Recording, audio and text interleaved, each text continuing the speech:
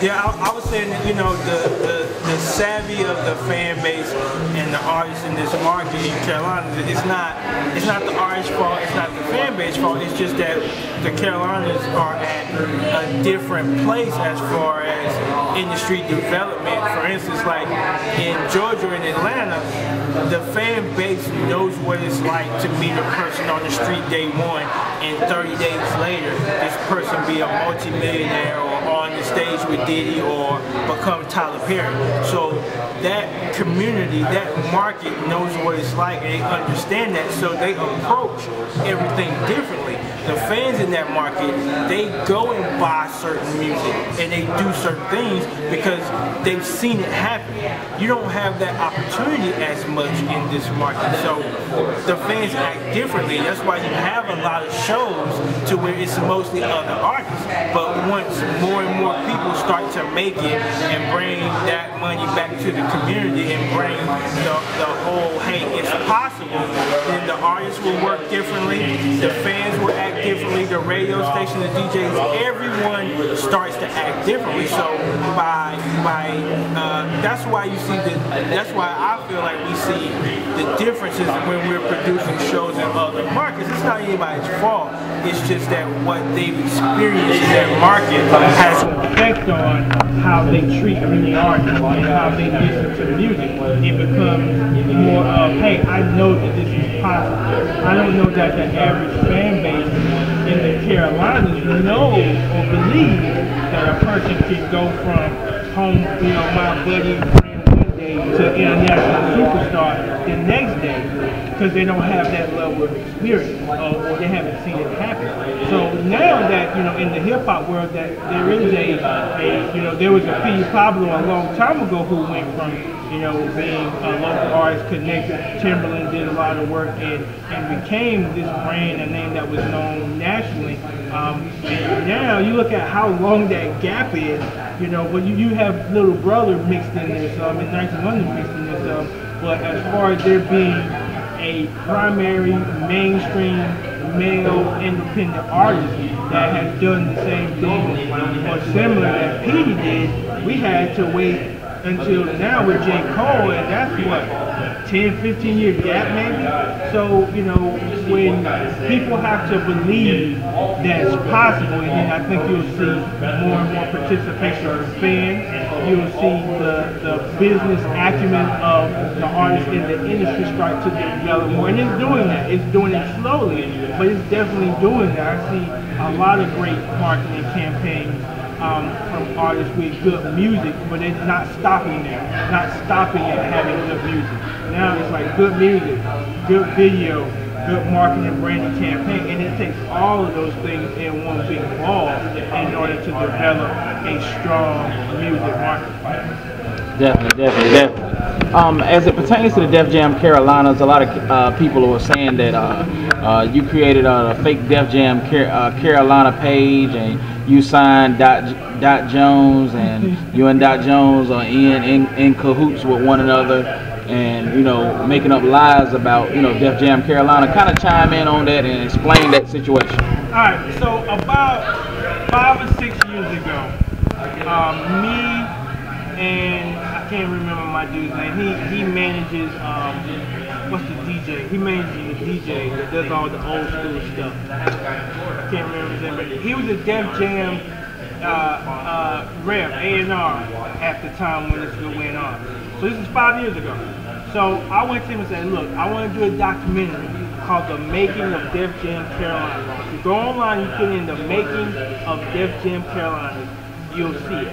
You know, MySpace mostly, because that's when MySpace was big. I want to do a documentary about me and my team of people trying to get Def Jam to open up an office here. Whether we win or lose, whether it works out or not, that's what I want to do. I told him about it. He said, oh, go ahead and do it. If you get enough buzz, then I will help you and tell my people here at Def Jam more about it. So cool, that's what we did. We did music, we had a little logo, said I purposely put The Making of. If you look, it's there. So we did that for, I want to say maybe a couple of years maybe. And when he left, he got a different job. I think DJ Skills is who he I want to say he managed Skills at the time, and still does, I think. So once that didn't work out, it was no traction, no movement. We said, you know, hey, it didn't work out, no harm, no foul. Let's move on. So we shut that. We left the MySpace page up because it was nothing to do, and that was when kind of Facebook came along, and that was when I was like, well, let's do something different as far as music. So that's 5 years ago. This page here had nothing to do with it. I have emails trying to find out who it was or what they did or the whole information. I hear my man Khalid from Virginia, who knows the lady's name that used to manage Chris Brown. It was her name on the page saying, hey, this is Sabrina something. I work for Def Jam. I'm starting this page, da da da. So I emailed my people over. I was like, hey, do you know anything about this? They emailed me back and said, oh, we don't know anything about it. So I put out a piece on Facebook and said, hey, my guy said this page isn't real. Here's the email between me and him, so forth and so on. I did that a long time ago.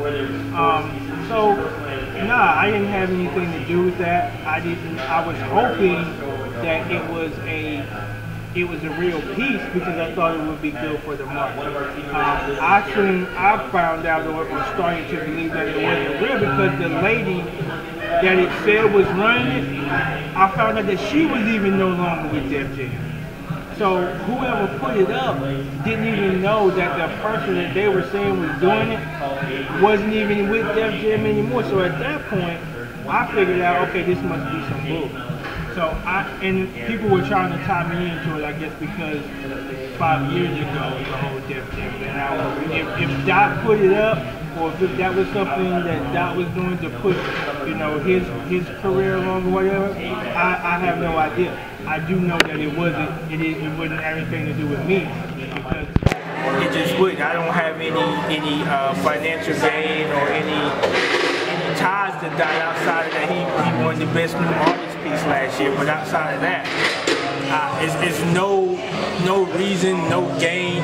I'm a businessman, so if it doesn't have anything to do with business, if it doesn't have anything to do with moving forward music in the market, then there's no reason for us to be involved in it. But I think because we had the Def Jam thing before, people felt like, well, hey, that must be there. But I even have emails to that Facebook account saying, hey, we're done with the Def Jam thing. I still own like URLs that we reserved back then. I still have obviously the name on MySpace. I still have logos and things with Def Jam Carolinas on it. I offered to give them that. I was like, hey, if you guys want to use this stuff, if you guys want us to forward you the URL and stuff so you can use it in logos, knock yourself out, go for it, because in my opinion, something like that would be good for the market. So I honestly was hoping that it was a real deal. You know, time came around, found out that was not. I personally talked to a couple of people over there. They said it was a no-go. And if you look at my Facebook account, I sent out a thing and said, hey, if you want to know what's going on with this thing, let me know, inbox me and I'll send you the mail. So I mean, I outed that a long time ago from our standpoint. But I don't know why people wanted to, well, I do know why. I guess it's because, like, hey, they tried to do that before. But I'm looking for it now.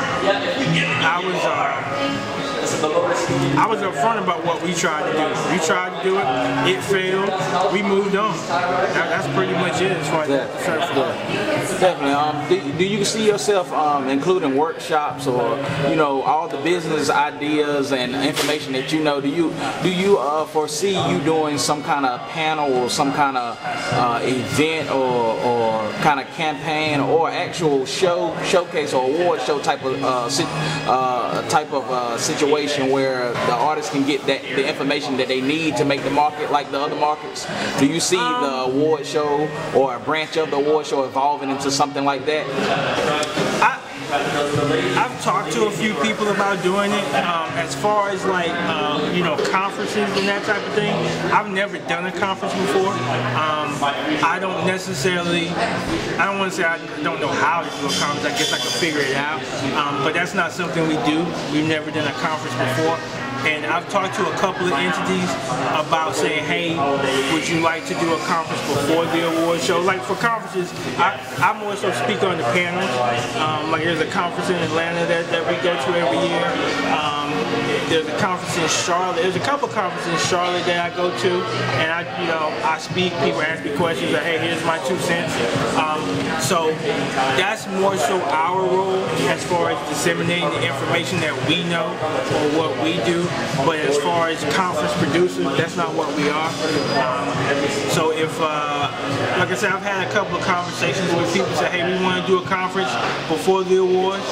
I'm like, hey, let's do it. I mean, whatever we can do to support that, we're all for it. But we're not conference producers. That's not something we've ever done. It's not something that we have launched from our agenda. So I don't know the answer to that question, but I doubt that we will be producing a music conference because that's not our expertise. You know, it's just like, you know, a person that does, somebody who does the boards or somebody that's an engineer doesn't necessarily shoot video. That's just not a discipline that we've crossed over to. Will we ever do one? I think it'll make for a cool weekend. You know, quite frankly, if you want to go to a conference, I would suggest that you go to SMES. You know what I mean? They've done conferences for, man, I don't know, they got to be on like, what, their 8th or 9th year at this point. So if you want a music conference, someone who is, you know, if your foot is hurt, you go to a foot doctor. If your head is hurt, you go to the brain surgeon. You know, that's what I would say. Go to, if SMES decide to do a conference before or after, during the weekend of Carolina Music Awards or Georgia Music Awards, great. You know, because that's what they do. Rico Wade, he was an honorary. Rico Wade is the head of Dungeon Family, Outkast, Goody Mob, Invo, TLC, Future, you know, a lot of great artists, Sleepy Brown, come out of Dungeon Family, and I think that he is working with a company that is going to start doing music conferences. So we had the same conversation. He's like, oh, you know, are you guys doing conferences? I'm like, that's not what we do, but we would love to have a conference before the award show, the day before, you know, whatever the case may be. He said, all right, cool, I'm going to talk to my people and we'll work on it. You know, so I think it's a question that, once again, that's business, the business of this is what you do best.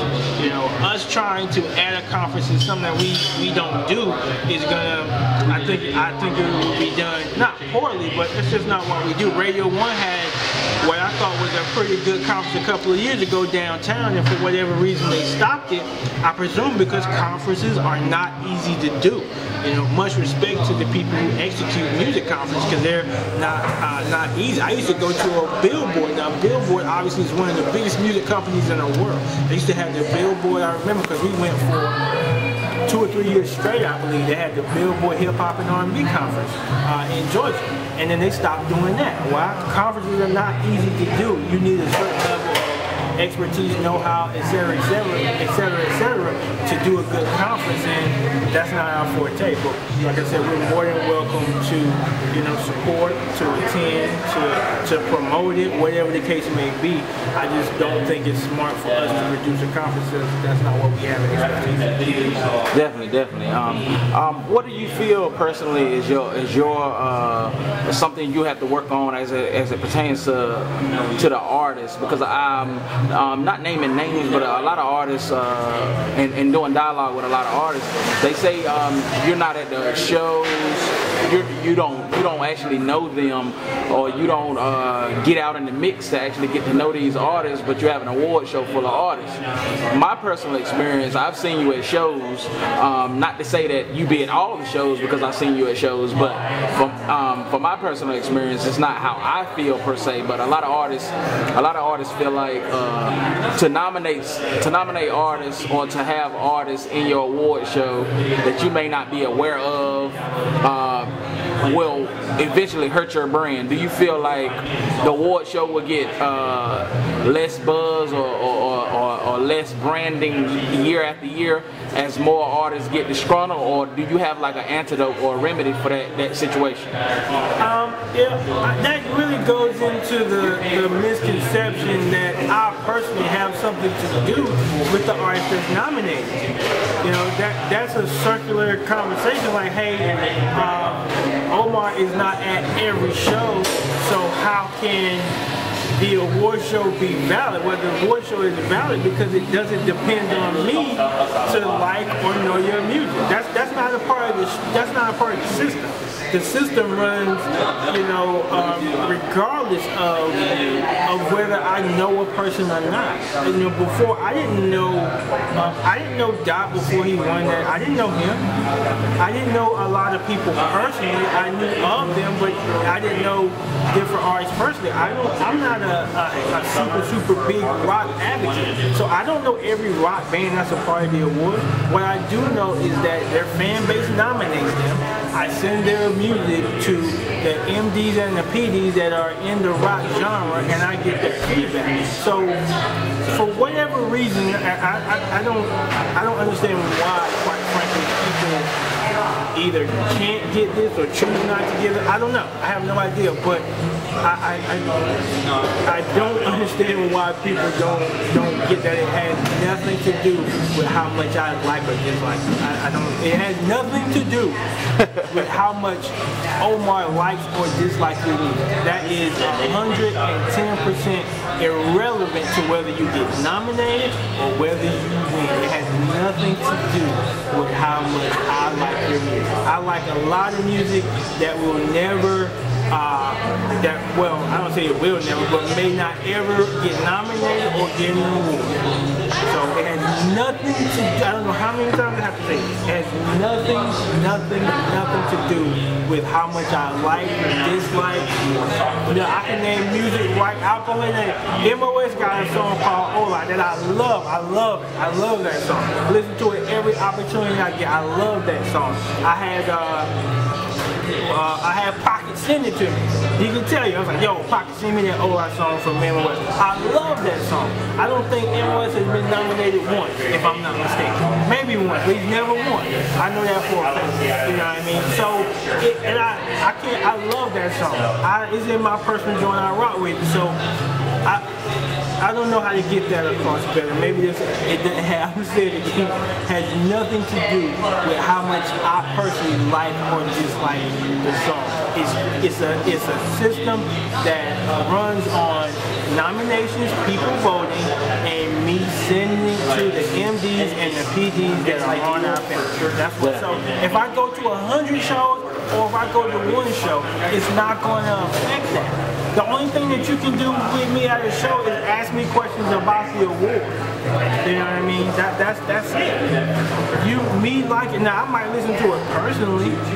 You know what I'm saying? If I'm there and I say, I'm like, yo, I like that song, I'm gonna listen to it personally. But that doesn't guarantee a nomination or a win. I don't, artists continuing to be, for the people who understand what the awards is about, they're going to understand it. For the people that don't, they won't. I think that at first, there was a certain level of concern about that, but as we started going to other markets,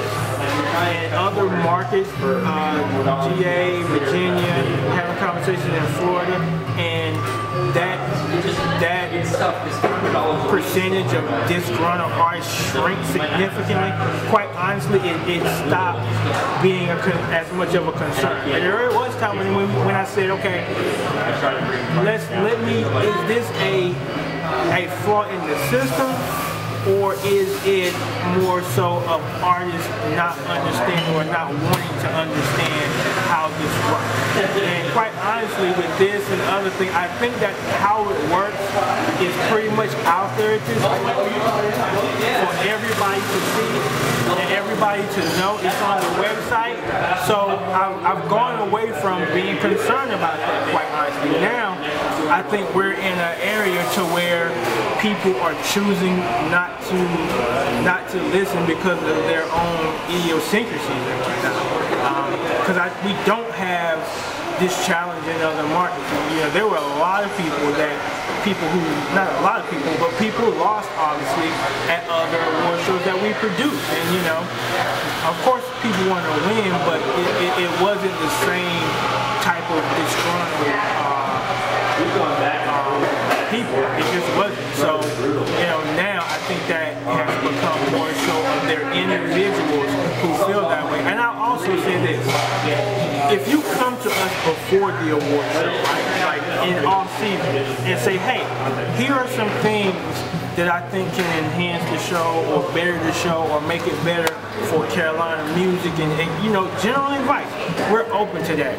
But when you come, only when you find out that you were not nominated, you lose credibility, because that says to us you don't necessarily care about Carolina music or the benefit. You're upset because you didn't get what you wanted. So that's, in our eyes, that's different. That's personal. You have a problem with the system because you didn't get what you wanted. Now, when you're being nominated or you're at the awards hanging out, everything is fine. There's flowers and roses and bunnies jumping and everything is cool. But when you don't get what you came for, then all of a sudden the system is flawed. That is more so, it's about me and I didn't get what I want. Every system has its ups and downs, whether it's the Grammys, whether it's People's Choice Awards. Every system has, their quirks. But as far as artists continuing to be, disgruntled, I mean, it's a small percentage, at least in our opinion, it's a small percentage. That percentage is in only one genre for the most part, so we have to look at it, we have to look at the numbers. We don't have those challenges in other genres. So we try to put the information out there as much as possible,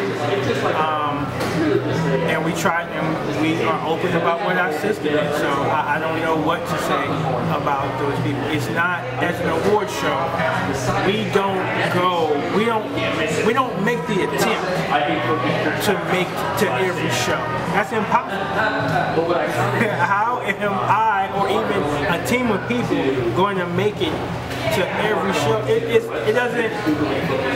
doesn't make sense. No award show does. So I don't necessarily understand why people expect this award show to say, okay, in order to be a good award show, you need to make it to every performance in the Carolina. You need to know every artist. There's 100 counties. You need to know nobody else does that. BET don't do that. MTV don't do that. No award show says, okay, we got to make it to every single show for the artist. That doesn't make sense. I don't get it. It doesn't make sense. So I don't know what to say. I mean, that's not our system. We don't plan to make it to every show. We plan to make it to the ones that we can make it to. And it's not even we're not scouting for nominees or anything like that. We go to the show really to just support other artists and to get to know people, to fellowship with people in the music industry for the most part. We're not there taking notes and say, okay, this person should be a nominee. We don't do that. You see me at shows, I go, speak, hang out, listen to music, and that's pretty much it. It's not a basis or a criteria for a nominee.